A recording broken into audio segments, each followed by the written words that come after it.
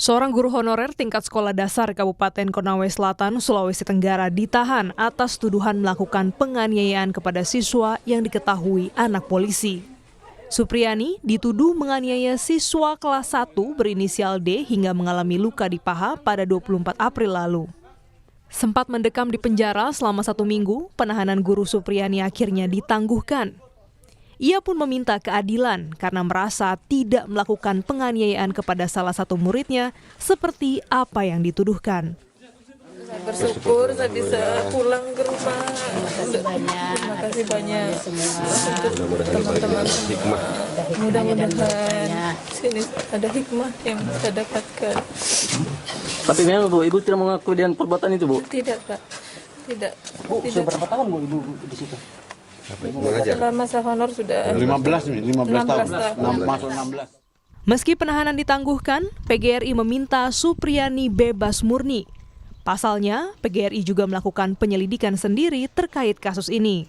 Tentu kami berterima kasih atas dibebaskan penangguhan karena kami menyampaikan 4 tuntutan untuk Ibu Supriyani agar bukan saja dia dibebaskan penangguhan penahanannya, tetapi kami menuntut bebas murni karena kami melakukan penyelidikan atau apa sih namanya ya, bukan bahasa penelaahan secara mendalam di samping yang kami terima laporan dari pihak aparat keamanan.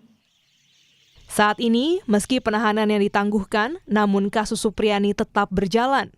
Kapolres Konawe Selatan, AKBP Febri Sambilang, pihaknya segera mencari solusi terbaik dari permasalahan ini. Menjadi win-win solution itu adalah pemulihan hak, setidaknya pemulihan hak untuk 3 identitas tadi. Seperti itu. Tidak ada yang merasa dirugikan, tidak ada yang merasa superior ataupun tidak ada yang merasa inferior dari yang lain. Kita ingin solusi ini bisa memulihkan hak-hak semua 3 identitas tadi. Karena ini sedang berjalan prosesnya, kami tidak ingin melangkahi ataupun tidak ingin terlalu jauh memberikan keterangan. Apakah Supriyani bisa mendapat keadilan? Tim Liputan, Kompas TV. Seorang guru honorer tingkat sekolah dasar di Kabupaten Konawe Selatan, Sulawesi Tenggara menjadi tersangka karena diduga menganiaya siswa yang diketahui seorang anak polisi. Sempat ditahan selama 1 minggu, penahanan akhirnya ditangguhkan. Tapi kasus tetap berjalan. Nah, saudara, pagi ini saya sudah bersama pengacara guru yang menjadi tersangka penganiayaan melalui sambungan virtual. Ada Pak Andre Darmawan. Selamat pagi Pak Andre. Selamat pagi Pak. Ya, kita ingin tahu duduk perkaranya sebenarnya. Sejak awal, kita kilas balik dulu kasus ini. Jadi guru Supriyani ini bisa menjadi tersangka penganiayaan. Bagaimana ceritanya Pak? Iya, jadi perkara ini dari awal itu akibat ada laporan dari orang tua yang diduga ini siswa melaporkan Ibu Guru Supriyani.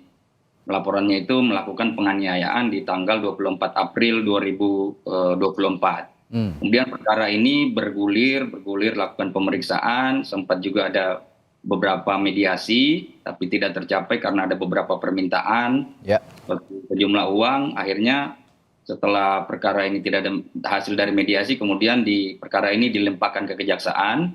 Pada saat dilimpahkan di kejaksaan, Ibu Supriyani akhirnya ditahan.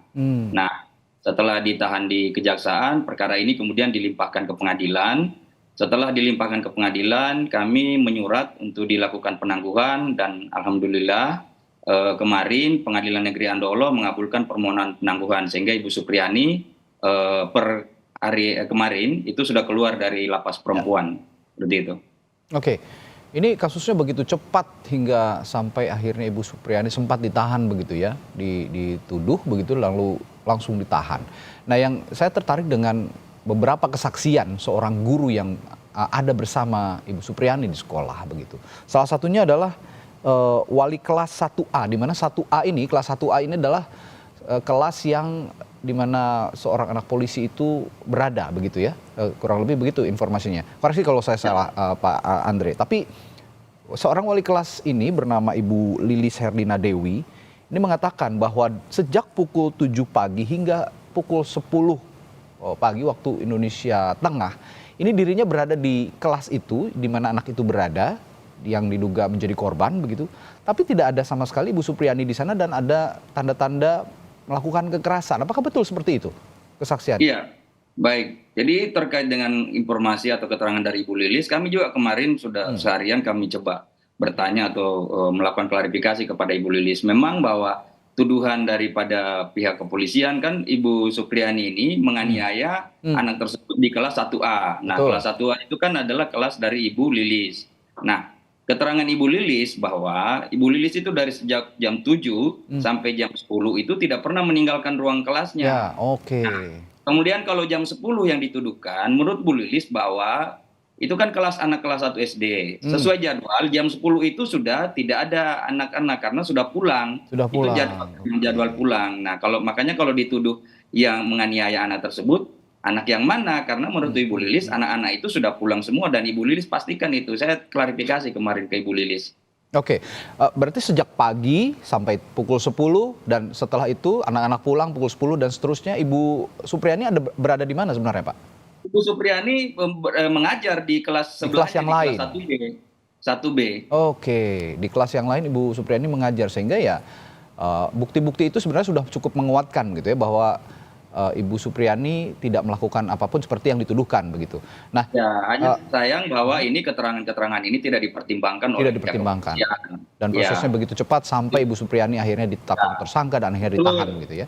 Justru yang dipertimbangkan keterangan anak yang menurut kami itu tidak bisa dikategorikan sebagai keterangan saksi karena tidak memenuhi syarat kan. Sejauh ini si anak ini yang diduga menjadi korban menceritakan hal apa saja sebenarnya sejauh ini, Pak Andre? Menurut informasi dari Ibu Lilis juga ya, Ibu Lilis. Pada saat tanggal 26 itu kan Ibu Lilis sempat ditelepon oleh ibu korban. Nah, ibu korban menyampaikan bahwa awalnya anak ini kan dia dimandikan kemudian dilihatlah luka-luka itu kan. Oke. Luka-luka itu. Nah, ditanya ke ibu korban, kenapa ini anaknya awalnya menjawab bahwa dia jatuh di sawah. Tapi kemudian orang tuanya atau bapaknya tidak percaya dan kemudian mendesak anak ini. Akhirnya dia membuat pengakuan yang berbeda bahwa dia dianiaya oleh Ibu Supriani seperti itu.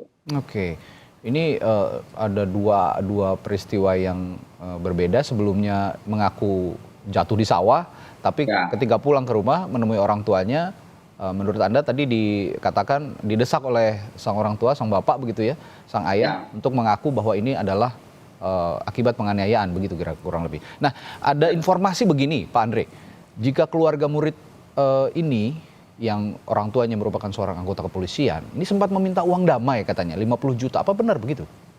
Iya, kami kemarin juga sudah sempat mengklarifikasi terkait itu. Kami kemarin ada kepala desa Wonoraya, kami tanyakan seputaran itu. Jadi kepala desa sempat menyampaikan bahwa benar ada permintaan itu bahwa kalau kasus ini mau damai itu harus bayar 50 juta dan tidak boleh di bawah itu. Wow. Nah, itu disampaikan oleh seorang penyidik Polsek Baito itu kepada kepala desa. Penyidik menyampaikan bahwa ini adalah permintaan dari orang tua korban seperti itu. Okay. Nah, dalam kondisi seperti itu kan Ibu Lilis, kondisi guru honorer 16 tahun yang gajinya 300.000 per bulan itu kan sesuatu yang tidak memungkinkan. Iya. Dan Ibu Supriani sendiri bersama sang suami begitu mengatakan kami ini hanya orang kecil gitu ya. Tidak mungkin untuk membayar uang sebesar itu dengan penghasilan yang jauh dari apa yang diminta untuk uang damai itu yang dimaksud. Nah, Pak Andre, saat ini kan memang penahanan ditangguhkan. Tapi kasus tetap berjalan, dikatakan oleh kejaksaan, lalu juga bahkan seorang Wakapolda di Sultra juga mengatakan ya kita lihat saja penyidik akan bekerja profesional dan kasus tetap akan berjalan. Tapi pendampingan Pak Andre sendiri terhadap Ibu Supriani dan apa yang akan dilakukan ke depan, apa saja Pak kira-kira? Iya, jadi walaupun sudah ditangguhkan tapi status Ibu Supriani saat ini kan masih terdakwa. Betul. Jadi kita akan mulai sidang itu hari Kamis ya besok ya. Nah, dari tim penguasa hukum kami sudah persiapan, kami sudah membaca semua berkas perkara, kami juga sudah mengumpulkan bukti-bukti bahwa memang perkara ini janggal dan dipaksakan ya.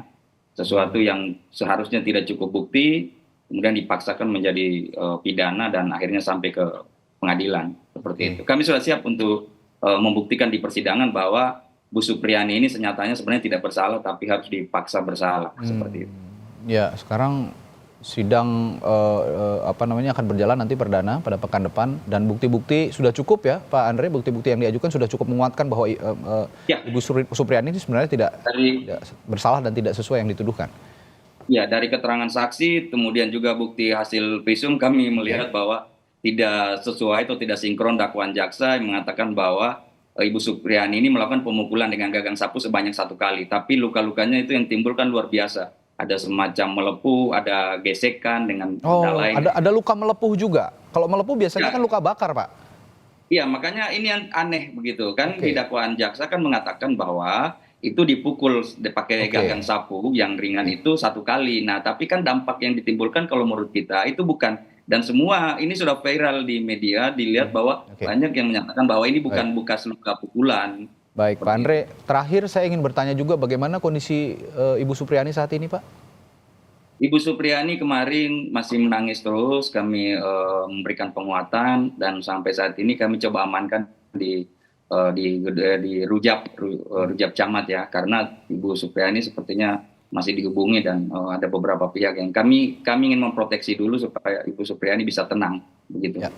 Kalau memang tidak bersalah, tidak ada peristiwa yang dituduhkan, saya atau kami publik juga memandang bahwa ya sebaiknya keadilan ditegakkan meskipun kami mohon doanya masyarakat supaya Ibu Supriani betul-betul mendapatkan keadilan karena dia tidak bersalah. Ya.